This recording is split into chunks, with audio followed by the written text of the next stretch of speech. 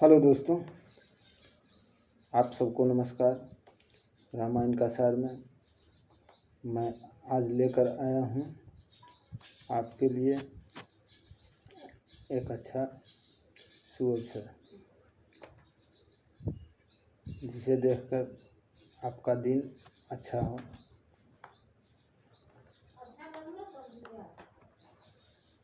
मैं आपन दिसि किन्ह निहोरा, तिन्ह निज ओर न लाउब भोरा।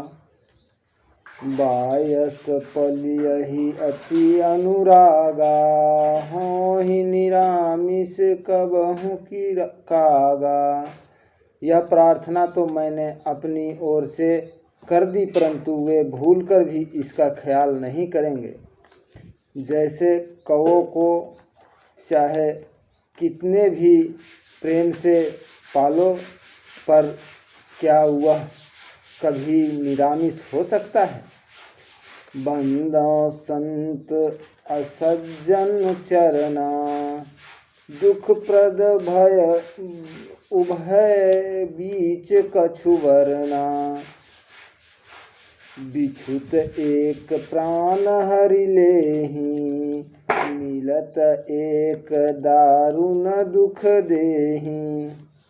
अब मैं संतों और दुष्टों के भी चरणों को प्रणाम करता हूँ।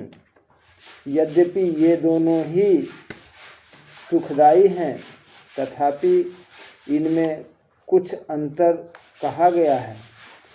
एक सत्य हैं जो बिछुड़ने के समय प्राण हर लेते हैं, और दूसरे दुष्टजन मिलते ही दारुण दुख देते हैं। उपजहि एक संग जल माही, जलज जोक जिमिग गुण बिल गाही। सुधा सुरा सम साधु असाधु, जनक एक जग जलधि अगाधु।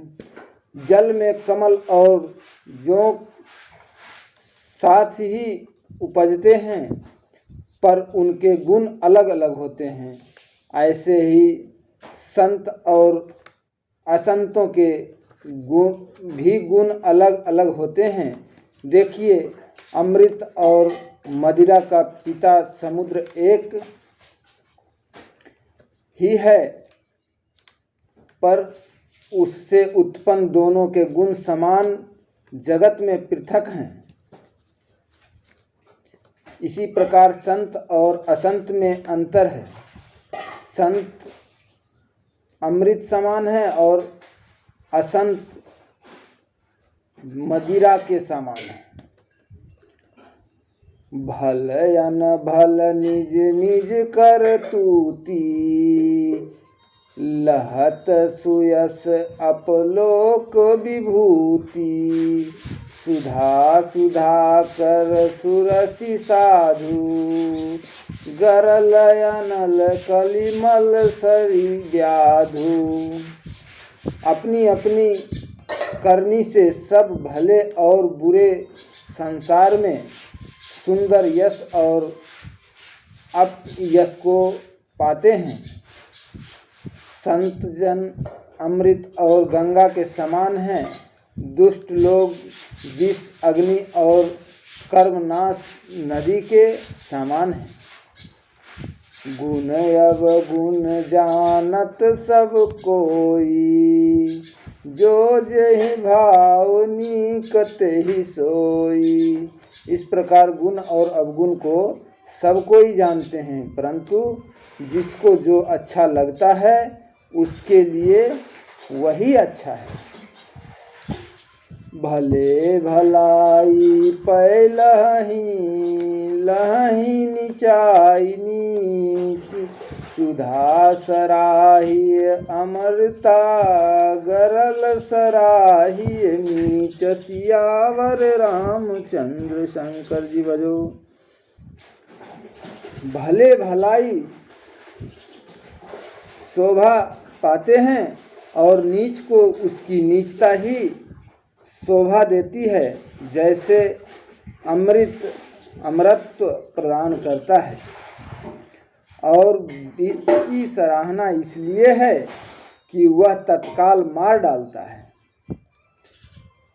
खलगल अगुन साधु गुण गाहा, उभय अपार उदय अवगाहा, तेहि ते कछु गुण दोष बखाने, संग्रह त्याग न बिनु पहचाने।